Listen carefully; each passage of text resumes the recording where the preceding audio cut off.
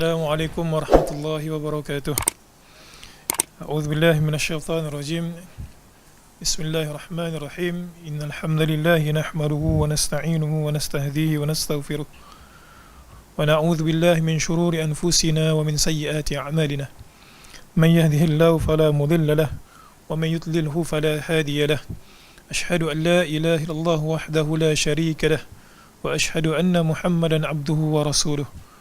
فإن أصدق الحديث كتاب الله وخير الهدى هدى محمد صلى الله عليه وسلم وشر الأمور محدثاتها وكل محدثة بدعة وكل بدعة ضلالة وكل ضلالة في النار. Muslimin yang rahmati Allah, alhamdulillah Allah Subhanahu wa taala mengurniakan kepada kita rezeki untuk bersama pada hari ini, dan alhamdulillah ini merupakan sesi pertama untuk kitab yang baru. Seolah-olah ini merupakan kesinambungan daripada kitab kita yang lepas. Kalau kitab yang lepas itu membicarakan tentang 10 kaedah penyucian jiwa, manakala buku yang berada pada kita hari ini membicarakan berkenaan dengan penyakit hati serta rawatannya.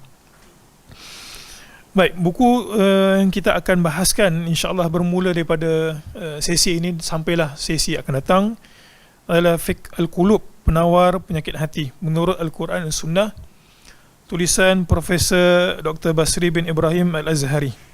Okay. Muslimin yang rahmati Allah, cuba kita lihat pada bahagian isi kandungan. Okay. Kita lihat dulu apakah bab-bab yang dikupas oleh Profesor Dr. Basri ini. Ada lebih kurang 5 bab ke semua sekali. Walaupun buku tersebut nampaklah tebal, tapi dia boleh dihabiskan sebenarnya, dan perbahasannya itu tidaklah serumit. Dia tidak seperti mana pengajian bab-bab agama yang teknikal.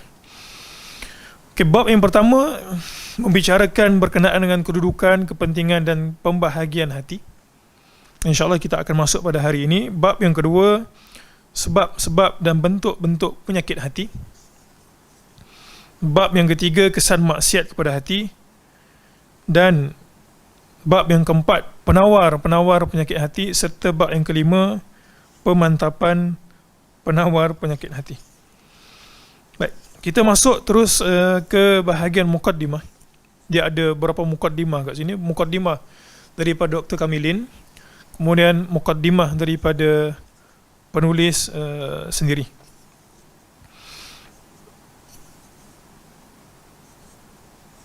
Baik, jadi kita masuk kedudukan, kepentingan dan pembahagian hati. Saya kira mukaddimah itu muslimin boleh baca sendiri dan insya-Allah boleh difahami. Muka surat yang kedua. Hati manusia boleh sakit sebagaimana badan manusia juga sakit. Sakit yang dialami oleh hati manusia lebih berbahaya berbanding dengan yang dialami oleh badan manusia.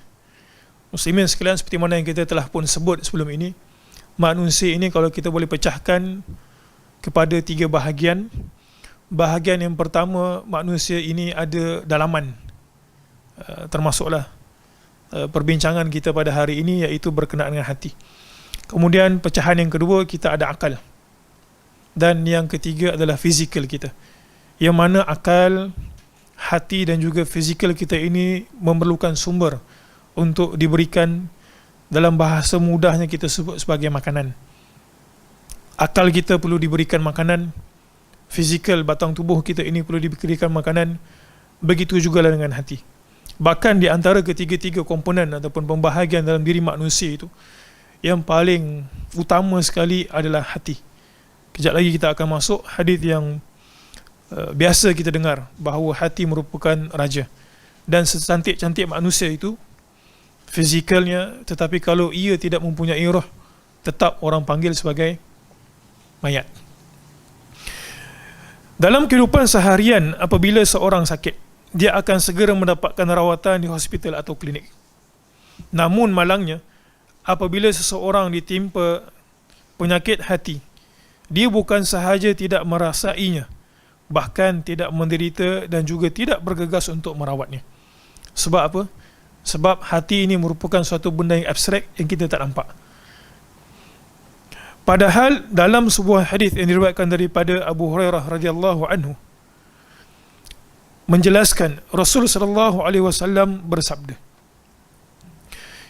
"Innal mu'mina idza adhnaba kanat nuqtatun sawda'u fi qalbihi fa in taba wa naza'a wastaghfara sukila qalbuhu wa in zada zadat hatta ya'luwa qalbuhu ذلك الرين الذي ذكر الله عز وجل في القرآن كلا بل ران على قلوبهم ما كانوا يكسبون." Walaupun pada pandangan kasar kita, penyakit itu tidaklah nampak secara fizikalnya, tetapi berdasarkan hadis Nabi SAW yang kita bacakan sebentar tadi, sebenarnya setiap kali kita melakukan kemaksiatan, penyakit itu akan timbul bibitnya di hati kita. Cuba kita lihat maksud hadis ini. Nabi SAW kata apa? Innal mu'mina, sesungguhnya seorang mukmin itu, idza aznaba, jika dia melakukan suatu dosa, keingkaran kepada Allah Subhanahu wa taala, kemaksiatan kepada Allah Subhanahu wa taala, kesalahan yang tidak sepatutnya dilakukan terhadap makhluk Allah Taala dekat bumi, dia pergi buat. Walaupun benda tersebut taklah kita nampak, tetapi Nabi SAW kata apa? Kanat nuqtatun sauda'u fi qalbih. Ada titik hitam yang diletakkan pada jantung hatinya. Baik. Bila satu titik hitam berada pada satu orang punya hati, dia akan ada dua keadaan. Keadaan yang pertama, fa in taba wa naza'a wastaghfara sukila qalbuh. Kalaulah dia sedar, dia bertaubat kepada Allah Subhanahu wa taala, dia berhenti daripada melakukan kesalahan tersebut, sukila qalbuh, maka titik hitam tadi itu akan dihilangkan. Wa in zadat hatta ya'luwa qalbah. Kalaulah dia itu tidak mempunyai kesedaran untuk bertaubat daripada melakukan kesalahan tersebut, daripada melakukan kemaksiatan tersebut, dia bahkan pergi tambah zadat, maka titik hitam tersebut juga akan turut bertambah. Kemudian Nabi SAW, ini perkara yang membimbangkan kita, hatta ya'luwa qalbah, sampailah titik hitam itu kesemua sekali menutupi hatinya. Dan Nabi kata apa? Titik-titik hitam itulah apa yang Allah Subhanahu wa taala sebutkan dalam Quran, kalla bal rana ala qulubihim ma kanu yaksibun.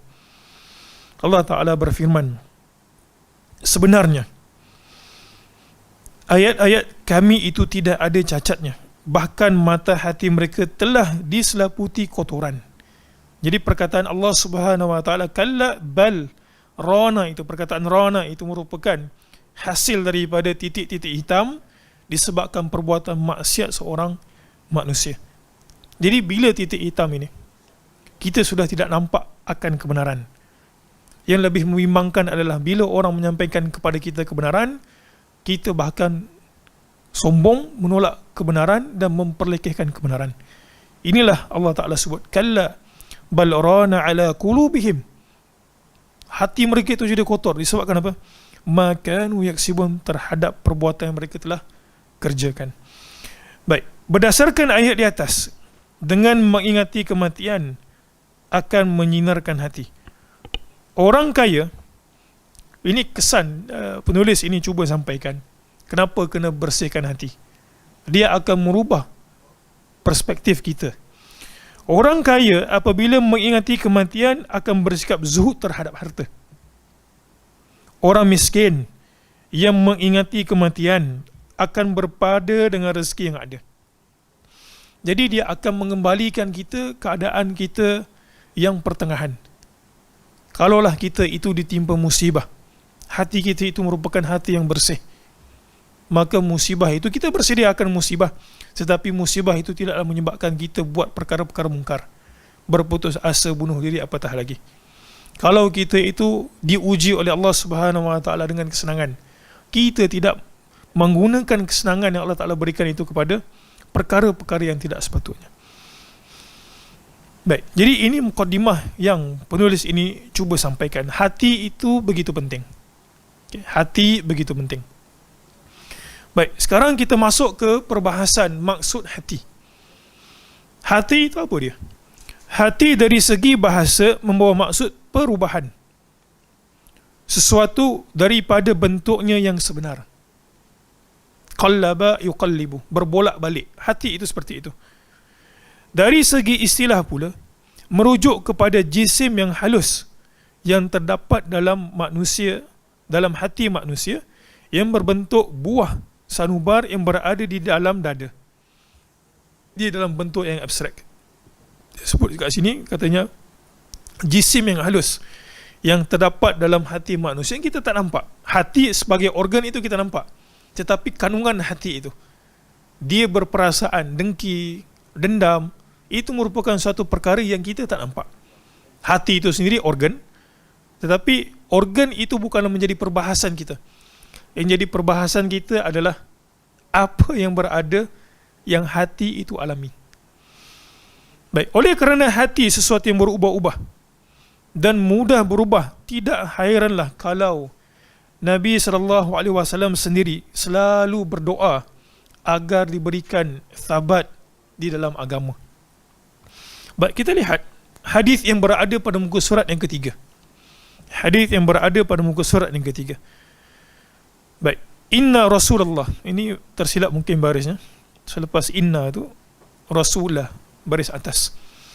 Inna Rasulullah sallallahu alaihi wasallam yukthir. Nabi ini, muslimin sekalian, dia ada banyak doa. Sehingga kan kita pun kadang-kadang tak sempat nak berdoa dengan doa yang Nabi sallallahu alaihi wasallam ajarkan. Doa tidur saja, zikir tidur saja, kadang-kadang tak terbuat kita. Baca surah Mulk, doa pun ada 2-3. Mungkin yang sebahagian ingat Bismillahumma amutu wa ahya, sedangkan ada 2-3.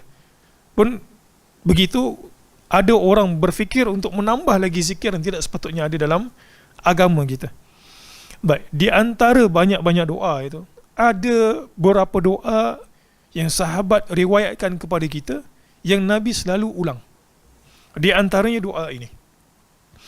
Anas bin Malik menjelaskan, di antara doa yang Nabi SAW selalu ucapkan, ya muqallibal qulub thabbit qalbi ala dinik. Baik, mungkin kalau boleh digariskan garis kat situ, ini merupakan doa Nabi. Dia ringkas saja. Ya muqallibal qulub, wahai yang membolak-balikkan hati, thabbit qalbi, tetapkan hati aku, ala dinik, di atas agamamu. Baik, kalaulah Nabi SAW manusia yang paling sempurna imannya, sebaik-baik manusia daripada kewujudan Adam sampailah manusia terakhir yang dilahirkan ataupun mati, pun begitu Nabi doa untuk ditetapkan hati. Kalau kita tertanya-tanya, sahabat lagi tertanya-tanya. Sahabat tanya, ya Rasulullah, atakhafu alaina wa qad amanna bik. Sahabat dengar doa Nabi, ini merupakan satu qudwah Nabi, jadi dia perlu diamalkan. Jadi sahabat tanya, dia kata, wahai Rasulullah, atakhafu alaina, apakah engkau takut kepada kami ini? Takut apa? Takut menyimpang gitu, takut jadi murtad. Wa qad amanna bik, sedangkan kami telah pun beriman kepadamu, beriman kepadamu dan juga beriman terhadap apa yang kau bawa. Wa bima ji'ta bi. Nabi SAW tak menjawab persoalan sahabat itu, tapi seolah berikan hint, bukan itu yang aku takuti. Okay. Iman itu pada sekarang ia tidak berubah, tetapi Nabi kata apa? Innal quluba, kerana jantung hati itu biyadillahi azza wa jal, dia berada di tangan Allah Subhanahu wa taala. Yuqallibuha, dia membolak-balikkannya. Muslimin yang rahmati Allah sekalian, ini betul pesanan Nabi SAW. Kita memasuki madrasah Ramadan, alhamdulillah. Ini merupakan waktu yang mulia, bulan yang mulia, kan, waktu duha kita sebutkan. Nabi SAW doakan keberkatan, Allahumma barik ummati fi bukuriha. Kita berada pada waktu bukur, bolehlah kita sebut nak penghujung bukur lah, penghujung waktu pagi yang ada keberkatan. Hari pertama Ramadan pun keberkatan, ada keberkatan. Kita sama-sama masuki madrasah Ramadan. Tapi tak semua orang yang masuki madrasah Ramadan ini Allah Subhanahu wa taala kurniakan dia untuk mengerjakan amal soleh. Offer itu ada daripada Allah Taala. Tapi tak semua orang mengambil offer tersebut. Satu hal. Ada pula orang masa di awal Ramadan, kita nak sebutkan tentang perubahan hati ini kan. Tak pergi jauh lah, kita pergi Ramadan saja. Ada orang masuki madrasah Ramadan. Hari pertama dia semangat. Sampai 2-3 juzuk dibacanya Quran. Sedekah, macam-macam dia buat. Tetapi apakah keadaannya itu akan kekal sama sampai di penghujung Ramadan? Jawapannya adalah ada yang iya dan juga ada yang tidak. Jadi betul lah apa yang Nabi SAW sebutkan. Aku tak takut ke iman kamu ini sekarang. Yang engkau beriman kepada aku, engkau beriman kepada apa yang aku sampaikan. Tetapi yang Nabi SAW takutkan apa? Kita itu punya hati berubah. Berubah sebab kawan-kawan, sebab keluarga, dan macam-macam. Yang insya-Allah kita akan bahaskan nanti. Baik, jadi itu maksud hati. Apa yang penulis cuba sampaikan, hati itu adalah organ, tetapi menjadi perbahasan bukan hati sebagai organ, tetapi hati itu punya apa yang berada dalam hati itu. Dendam, yakin, tawakal, itu yang baik. Yang buruknya dendam, hasad dengki, takabur, sombong dan sebagainya. Baik, itu maksud hati. Maksud hati dalam Al-Quran, muslimin sekalian, ada beberapa.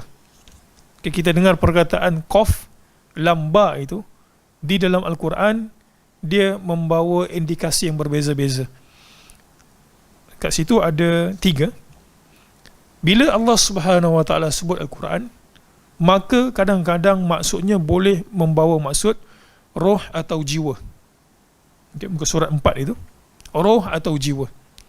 Ada pula bila Allah Subhanahu wa taala sebutkan perkataan qalbun ataupun qulubun, ia membawa maksud akal. Dan yang ketiga adalah hati yang terdapat di dalam dada. Baik, kita pergi satu persatu. Maksud hati yang pertama di dalam Al-Quran, roh atau jiwa. Firman Allah Subhanahu wa taala, "Idz ja'ukum min fawqikum wa min asfala minkum wa idz zaghatil absaru wa balagatil qulubul hanajir wa tadhunnuna billahi adh-dhununa." Maksudnya, masa itu ialah masa tentera musuh datang melanggar kamu dari sebelah hulu dan hari sebelah hilir kamu. Dan masa itu ialah masa pemandangan mata kamu tidak berketentuan arah, kerana gempar dan bingung, serta hati pun resah gelisah. Dan kamu masing-masing pula menyangka terhadap Allah dengan berbagai-bagai sangkaan. Dalam ayat di atas, hati dikaitkan dengan ungkapan jiwa. Okay? Roh ataupun jiwa. Dalam suratul Ahzab ini, maksud wa balagatil qulub, dan sampai hati itu, hati kat situ merujuk kepada jiwa. Kerana jiwa yang hidup bergantung kepada hati dan disitulah tempat tinggalnya. Baik, kita pergi ke B. Hati yang bermaksud akal. Itu sebab ada sebahagian para ulama, okay, ada sebahagian para ulama katanya akal manusia bukan terletak di otak. Okay, diistimbatkan hukum akal manusia bukan terletak di otak, tetapi akal manusia terletak di hati. Berdasarkan firman Allah Subhanahu wa taala, "Inna fi dzalika la dzikra liman kana lahu qalbun aw alqa as-sam'a wa huwa syahid." Maksudnya sesungguhnya keterangan-keterangan dan peristiwa-peristiwa yang tersebut itu tidak syak lagi mengandungi pengajaran bagi sesiapa yang mempunyai hati. Hati kat sini merujuk kepada apa? Hati kat sini merujuk kepada akal. Okay. Jadi yang B ini, ada sebahagian ayat Quran yang apabila Allah Subhanahu Wa Taala merujuk perkataan qalbun, maksudnya adalah akal fikiran. Baik, C, muka surat 5. Hati yang terdapat di dalam dada. Firman Allah Subhanahu Wa Taala, afalam yasiru fil ard fatakuna lahum qulubun ya'qiluna biha aw adhanu yasma'una biha fa innaha la ta'mal absar walakin ta'mal qulubul lati fis sudur. Baik, maksudnya oleh itu bukankah ada baiknya mereka mengembara di muka bumi dengan melihat kesan-kesan yang tersebut. Mereka menjadi orang-orang yang ada hati yang dengannya mereka dapat memahami, atau ada telinga yang dengannya mereka dapat mendengar. Tetapi kalaulah mereka mengembara pun tidak juga berguna. Kerana keadaan yang sebenarnya bukanlah mata kepala yang buta, tetapi hati yang buta itu ialah mata hati yang ada di dalam dada. Jadi perkataan Allah Subhanahu Wa Taala, walakin ta'mal qulub. Allah Taala kata al-qulub allati fis sudur. Jadi ini merujuk kepada hati yang berada di dada, organ gitu. Jadi kesimpulannya, bila Allah Subhanahu Wa Taala menggunakan perkataan qulubun, qalbun, ia membawa 3 indikasi. Yang pertama maksudnya adalah roh ataupun jiwa. Yang kedua maksudnya adalah akal, seperti mana yang kita sebutkan. Ada sebahagian para ulama yang berpandangan akal terletaknya bukan di otak tetapi di hati, berdasarkan firman Allah Ta'ala ini. Dan yang ketiga, C, itu adalah hati yang fizikal yang berada dalam dada kita. Baik, keajaiban hati manusia. Kenapa kita sangat mementingkan pemeliharaan hati, pembersihan hati? Baik, keajaiban hati manusia. Organ yang paling mulia yang ada dalam diri manusia adalah hati. Dialah yang mengenal Allah, yang beramal kerana Allah, yang berusaha menuju kepada Allah, dan yang mendekatkan diri dan berusaha meneliti apa yang ada di sisi Allah. Kesemuanya adalah hati. Organ-organ badan yang lain tidak lebih daripada para pengikut dan khadam-khadam yang digunakan oleh hati mengikut yang dikehendakinya, sebagaimana para raja menggunakan para hamba abdi. Apa yang cuba disampaikan dalam perenggan ini? Hati ini dia kontrol ke semua batang tubuh kita. Untuk mengenal Allah, manusia memerlukan hati. Hati yang perasaan, bukan hati yang berada di dalam secara fizikal. Orang kita tengok solat 2 rakaat di masjid pada waktu malam, tarawih. Sama-sama pergi masuk ke masjid, sama-sama solat 2 rakaat, 2 rakaat, 2 rakaat. Sampailah ada yang 10 rakaat, ada yang 8 rakaat, ada yang 20 rakaat. Tapi apakah hati mereka itu sama? Tak. Mungkin ada yang pergi kerana nak ikut kawan. Kata, engkau pergi, aku nak join sekali. Pahalanya ada tak? Ada pahalanya. Sebab dia buat. Tapi dia berbeza dengan orang yang pergi. Dia kata, aku nak pergi tarawih sebab memang aku nak pahala daripada Allah Ta'ala. Sama-sama pergi, tapi kesannya itu berbeza. Kesemua itu, muslimin sekalian, siapa penggeraknya? Hati manusia. Ini yang cuba disampaikan pada perenggan ini. Siapa yang kenal kedudukan hatinya akan kenal Tuhannya. Kebanyakan orang jahil tentang hati-hati dan diri-diri mereka sendiri. Allah Subhanahu Wa Taala menghalang seseorang daripada hatinya sehingga dia terhalang daripada mengenal Allah dan bermuraqabah terhadapnya. Siapakah yang Allah Ta'ala akan berikan petunjuk? Adalah orang yang nakkan petunjuk Allah Ta'ala. Allah Ta'ala sebut dalam Al-Quran, وَالَّذِينَ جَاهَدُوا فِينَا لَنَهْدِيَنَّهُمْ سُبُلَنَا. Siapa yang memang hatinya itu nak bermujahadah kepada Allah Ta'ala, وَالَّذِينَ جَاهَدُوا فِينَا, mustahil dia bermujahadah nak dapatkan keridaan Allah Ta'ala, dan Allah Ta'ala halang dia. Buktinya firman Allah Ta'ala ni, وَالَّذِينَ جَاهَدُوا فِينَا لَنَهْدِيَنَّهُمْ سُبُلَنَا. Siapa yang bermujahadah, memang niatnya itu nak dekat kepada Allah Ta'ala, bukan kerana orang lain, bukan kerana matlamat lain. لَنَهْدِيَنَّهُمْ, ya, Allah Ta'ala gunakan kata penguat kat situ, لَنَهْدِيَنَّهُمْ. Perkataan lam taukid itu kan, nescaya kami benar-benar akan memberikan dia petunjuk. subulana, terhadap jalan kami. Jadi puncanya adalah hati. Mengenal hati dan sifat-sifatnya adalah merupakan tunjang agama dan asas kepada orang yang ingin mengikuti jalan menuju kepada Allah. Jadi kita kena tahu hati kita itu penyakitnya apa, rawatannya apa, supaya kita boleh kembali kepada Allah dengan qalbun salim. Baik, kedudukan hati dalam tubuh badan manusia. Okay, saya terus bacakan hadisnya itu. Nabi SAW ini sebagai mudzakarah untuk kita, sebagai muhasabah untuk kita. Hadis ini saya kena percaya bukanlah kali pertama kita mendengar, tapi mudah-mudahan dia memberikan peringatan semula kepada kita tentang perlunya untuk kita ini melatih hati kita. Ada orang tanya kadang, macam mana cara nak pilih kawan, macam mana nak cari calon kan. Kita bagi tahu, cari calon ataupun cari kawan, cari teman yang hatinya bersih. Sebab dengan hati yang bersih, berteman hati yang bersih, kita itu rasa selamat dan juga tenteram apabila berada di sisinya manusia tersebut. Nabi SAW kata, wa inna fil jasadi mudghah. Sesungguhnya di dalam jasad manusia itu ada mudghah, seketul daging. Idza salahat, kalau seketul daging itu salih, bagus, salahal jasadu kulluh, maka keseluruhan jasad itu akan jadi bagus. Wa idza fasadat, kalau seketul daging itu fasadat, rosak, buruk, fasadal jasadu kulluh, maka rosaklah keseluruhan jasad itu. Kita berikan contoh, kalaulah ada satu orang itu dengki dengan kawan dia kan, dia dengki dengan kawan dia, dan dia ada rasa dendam, agak-agak perbuatan dia itu, kalau dia berkawan dengan kawan itu, semua ke arah untuk melunaskan perasaan dendam dia.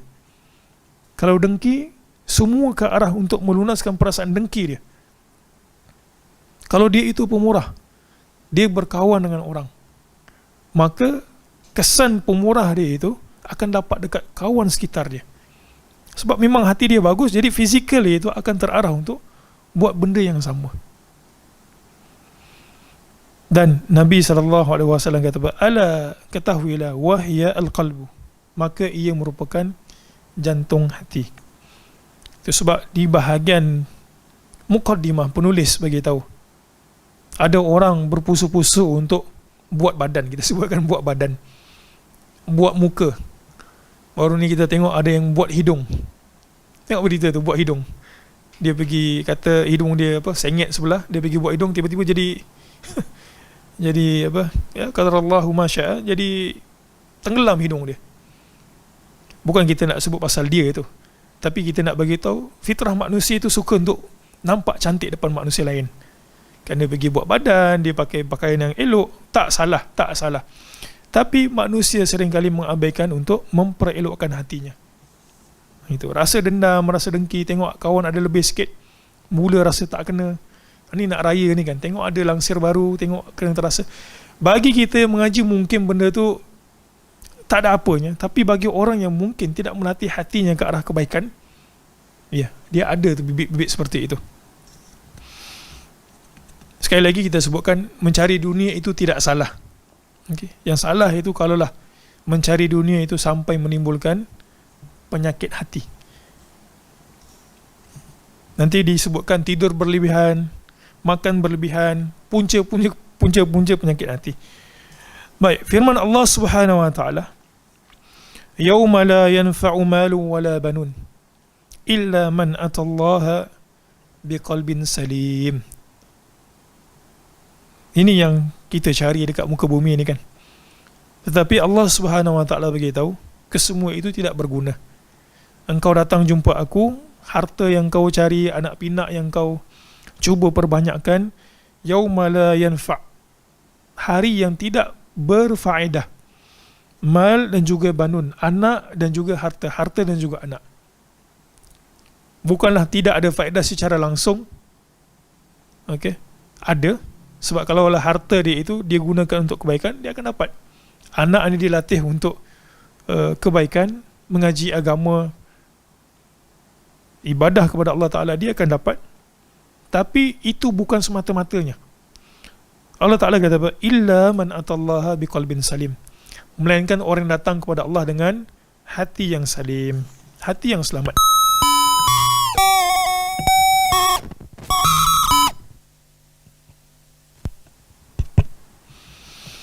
Baik, muka surat berikutnya, muka surat 8. Sehubungan dengan itu, tumpuan kepada mengislahkan hati lebih patut diutamakan berbanding dengan memberi tumpuan kepada mengislahkan jasad lahir. Dua-dua perlu. Tapi kalau nak dibandingkan di antara dua itu, fizikal dan juga hati, manakah yang lebih berat? Beratnya adalah ke hati. Karena kalau hati elok, maka batang tubuh kita juga akan mengarah ke arah kebaikan. Sebaliknya tidak berlaku. Contoh, kita memperelokkan kita punya batang tubuh, tak semestinya jantung hati kita itu juga akan menjadi bagus. Baiki hati, fizikal akan baik. Tapi membaiki fizikal tidak semestinya akan menatijahkan hati yang baik. Orang yang kematian hati adalah orang yang telah mati dalam erti kata yang sebenar, sebelum jasad lahir mereka meninggal apabila sampai ajal.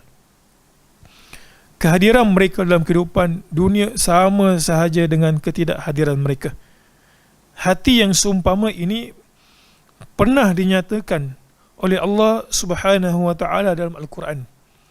Firman Allah, "Walaqad dzara'na li jahannam kathiran minal jinni wal ins." Baik, kita perhatikan ayat ini. Allah Ta'ala kata, "Walaqad dzara'na," dan kami sediakan, jadikan neraka Jahannam itu banyaknya di kalangan jin dan juga manusia. Okay. Allah Ta'ala kata apa? Salah satu daripada bahan bakar yang berada pada neraka itu adalah manusia itu sendiri. Cuba kita bayangkan, kita bakar manusia dengan menggunakan manusia. Dalam dunia ni kita tak buat seperti itu. Bakar daging dengan menggunakan daging, kita tak buat seperti itu. Tapi itu berlaku dekat neraka. Manusia dibakar untuk membakar manusia. Manusia seperti apa? Lahum qulubun la yafqahuna biha, walahum a'yunun la yubsiruna biha, walahum adhanun la yasma'una biha. Manusia seperti apa? Manusia yang mereka itu mempunyai qulub, mempunyai hati, la yafqahuna biha, dia tidak faqih dengan menggunakan hatinya. Maksudnya datang ayat Allah Ta'ala, dia buat sepintas lalu seperti itu tanpa mengambil apa-apa pengajaran. Walahum a'yunun la yubsiruna biha, mereka itu ada mata tetapi tidak menggunakan mata mereka untuk melihat kebenaran. Walahum adhanun la yasma'una biha, mereka itu ada telinga, boleh mendengar, telinga ada boleh mendengar, tapi mereka tidak mendengar kebenaran. Ayat-ayat Allah Subhanahu wa taala, bukti-bukti keesaan Allah Taala. Baik. Kemudian ayat itu Allah Taala kata apa? Ulaika kal an'ami bal hum adhal. Manusia yang tidak menggunakan panca indera mereka, termasuk hati mereka ini, untuk mencari kebenaran, untuk tunduk kepada kebenaran Allah Taala, mereka itu lebih sesat daripada binatang ternak. Kenapa binatang ternak, muslimin sekalian? Binatang ternak ni dia memerlukan panduan kan? Sehingga kan pengembala kambing ataupun lembu memerlukan haiwan seperti anjing untuk mengawal. Kalau tak, ke mana-mana binatang ternak itu. Cuba bayangkan, Allah Ta'ala kata apa? Mereka ini lebih sesat daripada binatang ternak. Ulaika hum al-ghafilun. Mereka ini adalah orang-orang yang lalai. Kemudian firman Allah Subhanahu wa taala lagi, "Inna syarrad dawabbi 'indallahi summul bukmul ladzina la ya'qilun." Maksudnya sesungguhnya sejahat-jahat makhluk yang melata, yang berjalan di atas muka bumi ini, dawab yang berkaki empat, termasuk kita ni yang melata, yang berjalan, pada sisi Allah ialah orang-orang yang pekak lagi bisu, yang tidak memahami sesuatu pun dengan akal fikirannya. Ada kebenaran disampaikan, dia menolak kebenaran. Baik, ini menunjukkan baik atau rosak anggota zahir manusia adalah bergantung kepada hati. Ini kesimpulan yang cuba disampaikan oleh penulis daripada ayat yang kita baca tadi. Ayat-ayat yang kita baca tadi, bermulanya manusia itu rosak disebabkan hatinya. Kenapa orang nak tutup aurat? Kadang-kadang kita nampak kan ada yang artis-artis lah, orang-orang terkenal, dulunya perangainya tak bagus ataupun tak senonoh, pakaiannya juga tidak memenuhi syariat Islam, tetapi kemudian berubah. Yang dulunya tidak bertudung, yang dulu tudungnya tidak labuh, dilabuhkan, yang dulunya tidak mengerjakan solat, mula untuk mengerjakan solat. Kesemuanya bermula dengan apa? Kesemuanya bermula dengan jantung hati.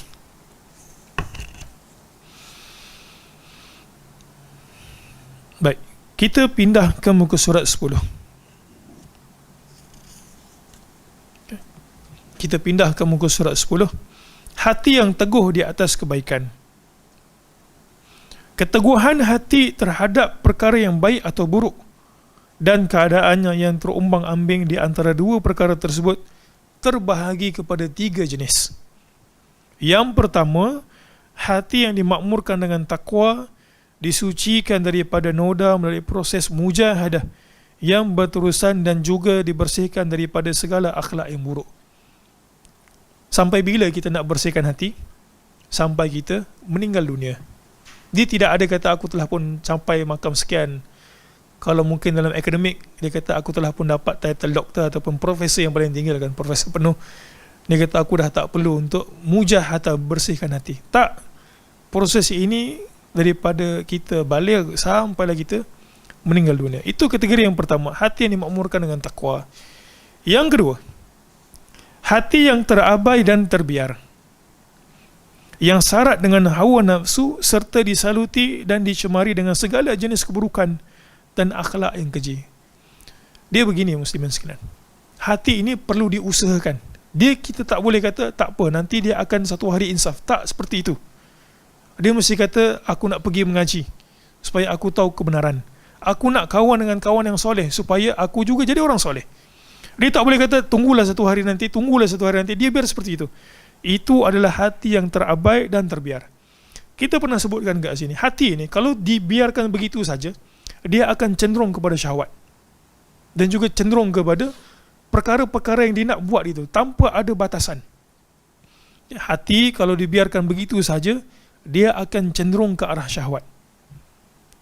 Kalau tak percaya, cuba dalam 1 minggu ini kan, bulan Ramadan ini, tak buat apa, buat yang basic saja. Dia lama kelamaan itu, dia akan mula cenderung untuk ke arah keburukan. Jadi seolah perkara-perkara sunat tu, dia macam kita berada kat titik kan. Kita berada kat titik, kemudian kita itu dilungi dengan perkara-perkara fardu. Solat fardu, puasa, kena buat semua. Kemudian seolah-olah sunat itu, dia seolah benteng kat luar lagi. Kita kat tengah, fardu yang melindungi kita. Kemudian perkara-perkara sunat, baca Quran, qiyamul lail, dia seolah-olah ada satu lapisan luar. Ia menyebabkan bila kita nampak orang buat maksiat ataupun kita sendiri buat maksiat, waliyazubillah, kita akan terasa berat. Lama kelamaan kalau kita buat secara terbalik, terbalik maksudnya apa? Kita buat maksiat, mula-mula kita akan rasa berdosa penuh gitu kan, rasa macam berat gitu. Dia akan sama tu, dia punya kesan tu akan sama. Maksudnya apa? Kita buat maksiat itu bertambah, lama kelamaan perkara sunat juga akan berkurangan. Lama-lama perkara sunat itu akan berkurangan. Dia jadi seperti itu. Kita banyakkan perkara sunat menyebabkan kita rasa macam jauh nak buat maksiat itu. Kalau buat maksiat pun kita akan terasa hati. Sebaliknya, kalau kita buat maksiat dan tanpa henti, maka perkara-perkara sunat itu lama kelamaan akan jarang dibuat. Jadi kita tak mau biarkan hati kita itu dipandu oleh nafsu kita.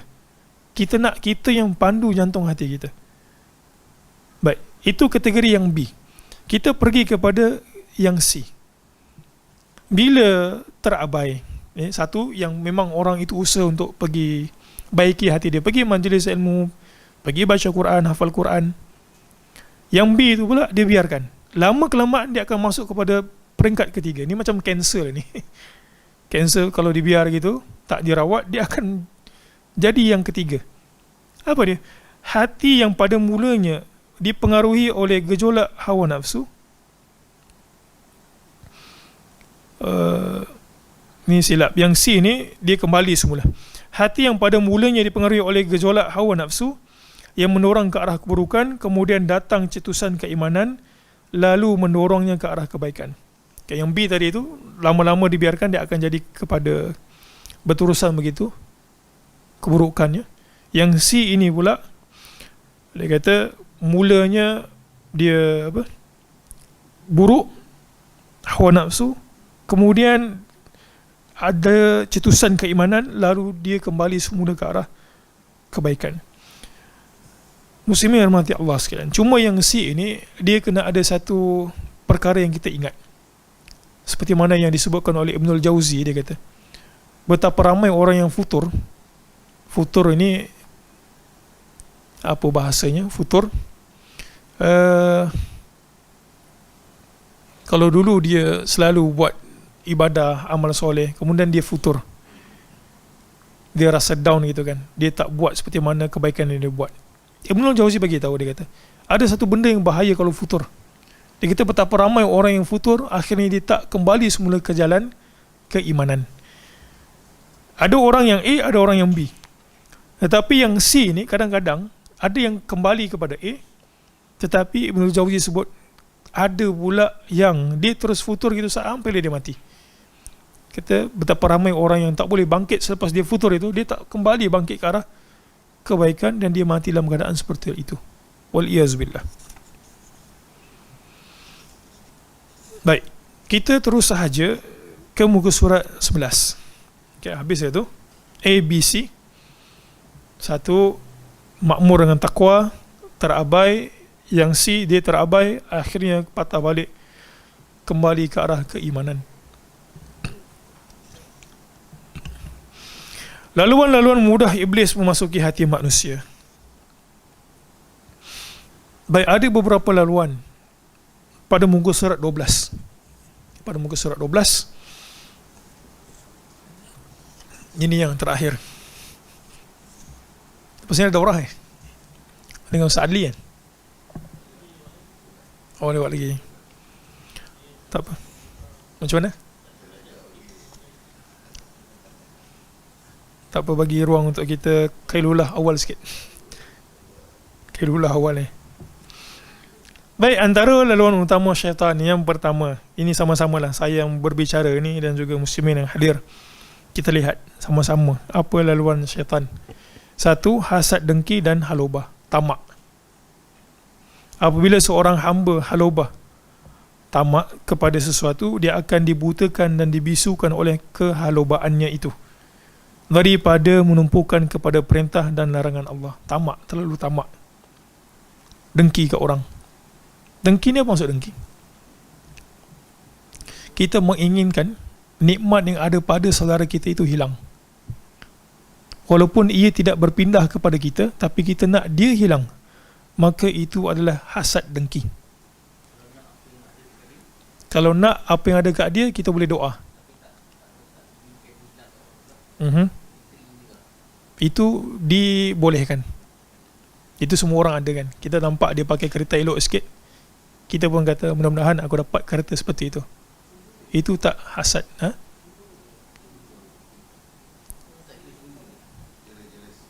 Jealous lain. Ini maksudnya kita nak apa yang dia ada pada dia, tanpa kita rasa kita nak benda tersebut yang ada pada dia itu hilang. Ataupun sebagian para ulama kata, kita nak benda yang ada pada dia itu sampai kat kita, ataupun tak sampai kat kita, yang penting dia hilang daripada dia tu, aku tak dapat pun tak apa, yang penting kau tak dapat. Itu termasuk sekali dengan hasad, dengki. Benda tu merupakan laluan syaitan. Ya, betapa ramai rosak hubungan disebabkan dengki dan juga halobah, tamak itu. Yang kedua, perasaan marah, cepat marah. Jadi mudah-mudahan kita masuk madrasah Ramadan ini, kita sama-samalah kurangkan marah. Marah, nafsu, bengis atau garang, yang tidak bertempat. Cuek sikit, gorong sikit, marah. Nak bertumbuk gitu kan. Sifat marah boleh mencelarukan dan melemahkan fikiran. Apabila tentera fikiran menjadi lemah, syaitan akan bertindak menyerang dan dia akan berjaya memperkudakan manusia. Ada riwayat menyebut Iblis berkata, sekiranya seorang manusia itu mempunyai tabiat bengis, cengih suka marah, kami akan mempermainkan seumpama kanak-kanak menggelek bola.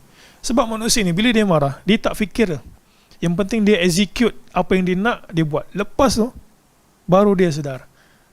Kan negara kita ni ada macam-macam kes yang saya rasa muslimin pun tahu semua. Di antaranya adalah budak bunuh budak disebabkan duit RM4. Dia pergi sepak kepala kawan tu, pergi tumbuk, kemudian mati gitu. RM4. Kita pun sama juga. Kadang-kadang ada ayah marahkan anak itu, dia marah anak dia pergi pukul. Kita pun samalah kadang-kadang gaduh dengan kawan, bertumbuk gitu. Lepas perda tu kita macam mandi kan. Nabi SAW suruh kalau berdiri, duduk, wuduk, baca isti'adzah dan sebagainya. Lepas baru kita rasa, aku rasa tak patut lah buat macam ini. Tuh. Dan syaitan boleh masuk melalui pintu kemarahan. Jadi mudah-mudahan kita masuki madrasah Ramadan ini, sekali lagi kita train untuk diri kita supaya mengurangkan sifat marah. Marah yang tidak perlu pun sebenarnya kadang-kadang. Dicuek sikit. Kadang kalau yang cerita Piramli tu dia tak masakkan belacan dekat ni, marah. Ada tak? Ya, ada sebenarnya. Kalau tengok kes-kes perceraian, ada yang suaminya, ini kes betul yang sampai kepada kita bila kita baca kes by kes kan, kajian akademik, dan juga bila kita pergi seminar. Kadang suaminya itu jenis orang perfectionist. Kan ubat gigi dia tonyoh gitu, bagi ke atas. Jadi mungkin isteri jenis yang orang begitu begini, dia pergi penyekkan ubat gigi itu, terpatah balik ubat gigi itu ke belakang. Punca perceraian.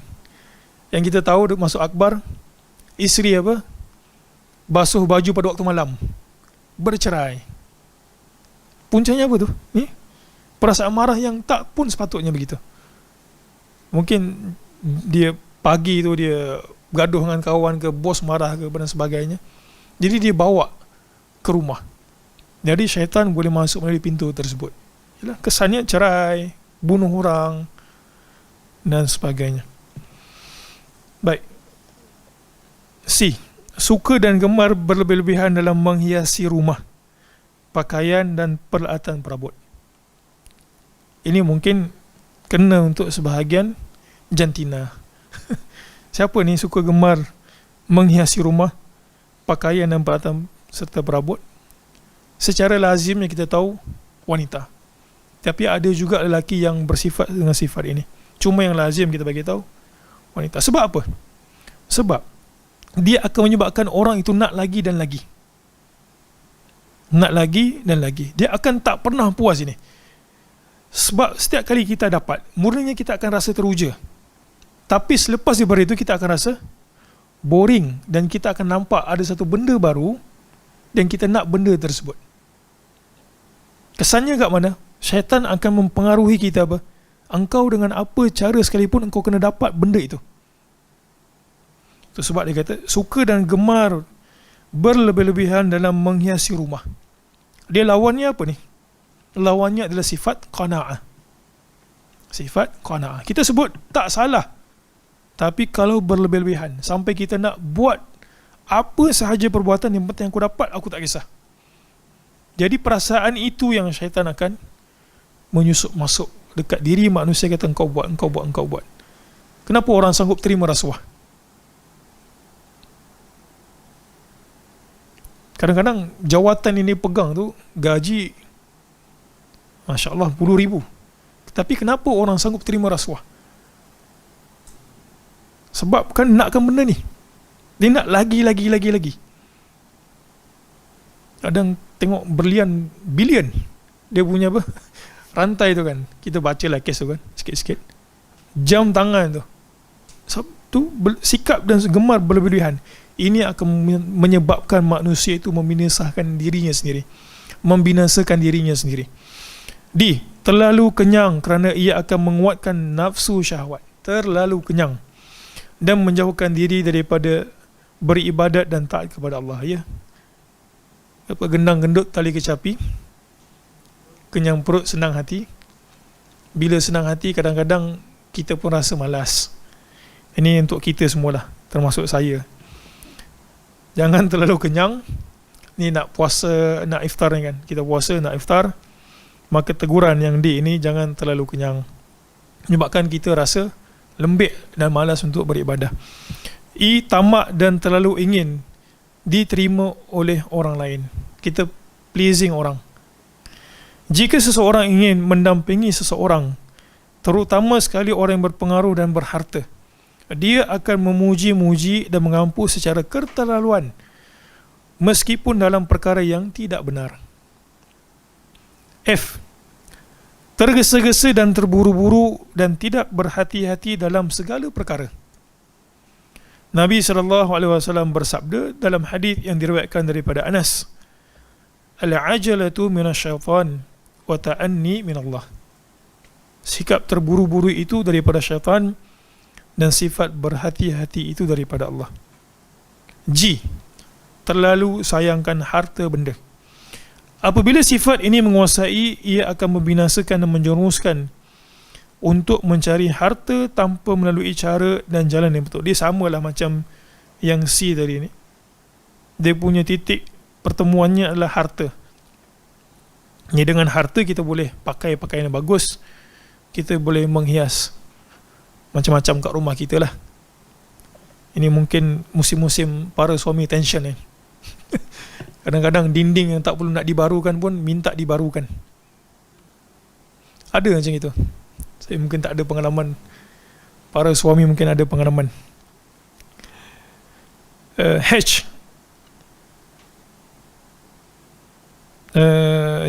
Terlalu sayang, ini dah.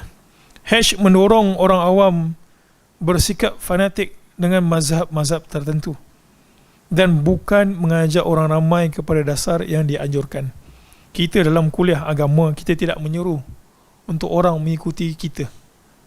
Kalau ada, kita datang ke majlis ilmu dan ustaz ataupun agamawan itu menyeru untuk dia diikuti, tinggalkan.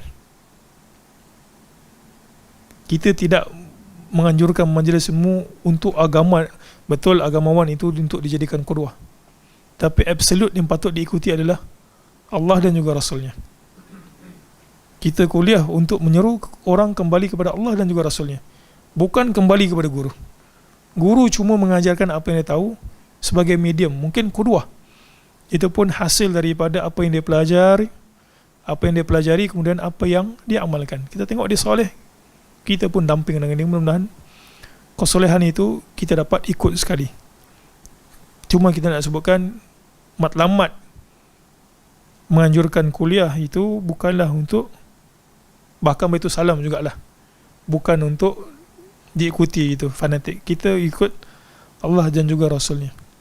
Baitul Salam ke Baitul Rahmah ke Baitul Muslim, Baitul Sunnah. Baitul Muslim ni kan orang tempat cari jodoh kan. Baitul Muslim dia cuma medium saja, bukan matlamat. Menorong orang awam berusaha memikirkan tentang zat Allah dan sifat-sifatnya dan perkara-perkara yang tidak mampu dicapai oleh, ini mungkin ralat kot, dicapai oleh fikiran mereka, sehingga menimbulkan keraguan kepada mereka terhadap asas-asas agama. Boleh faham yang ini? Terlalu memikirkan sifat-sifat Allah, sehingga apa? Sehingga menimbulkan syubhat. Dan yang terakhir, berburuk sangka terhadap orang-orang Islam. Ada tak orang yang perlu kita buruk sangka? Dan juga orang yang kita tak boleh buruk sangka pada hukum asalnya. Kadang ada orang keliru, dia seperti ini. Kalau orang itu tidak terkenal sebagai ahli maksiat, ataupun ahli kemungkaran.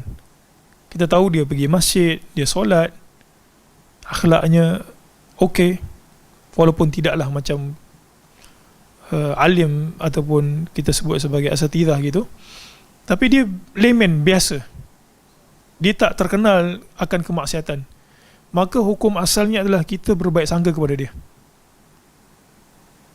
Tetapi kalau orang tersebut terkenal akan kemaksiatan, contoh pencuri, pada hukum asalnya adalah kita mesti berhati-hati terhadap dia. Jangan kita kata ini pencuri ini, nak baik sangka dengan dia, nanti anak-anak kita pula akan jadi something, ataupun dia itu terkenal bekas perogol gitu kan, kita pun berbaik sangka. Tak, hukum asalnya kalau ahli maksiat, kita kena berikan peringatan kepada orang akan kemaksiatan yang dibuat sampailah dia itu benar-benar bertaubat kepada Allah Ta'ala. Itu adalah hukum asal. Jangan terkeliru pula. Hukum asal mukmin yang tidak melakukan kemaksiatan, kita berbaik sangka. Tak kisahlah ustaz ke tak ustaz, dia itu soleh, kita nampak solat, mukmin, kita berbaik sangka.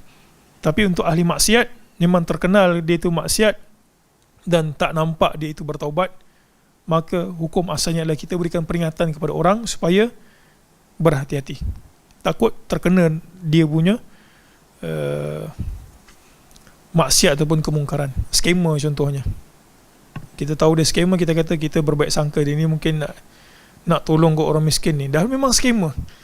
Jangan kita kata baik sangka, kita berikan peringatan. Tapi asalnya adalah orang Islam, kita berbaik sangka. Seseorang yang menghukum orang Islam berdasarkan kepada perasaan buruk sangka akan pasti menghina, bermulut lancang dan melihat dirinya lebih baik daripada orang itu.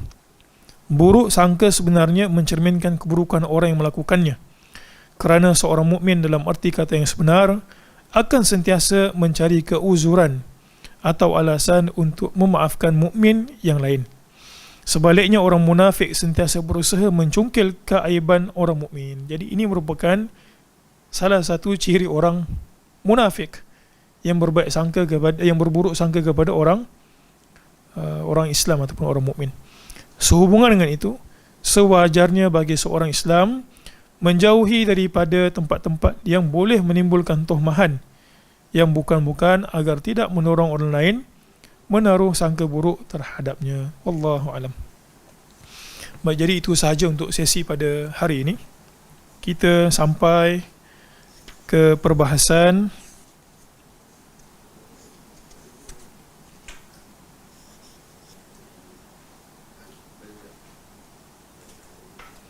laluan-laluan mudah iblis memasuki hati manusia. InsyaAllah pada sesi akan datang kita akan masuk ke kategori hati manusia dari segi sihat dan sakit.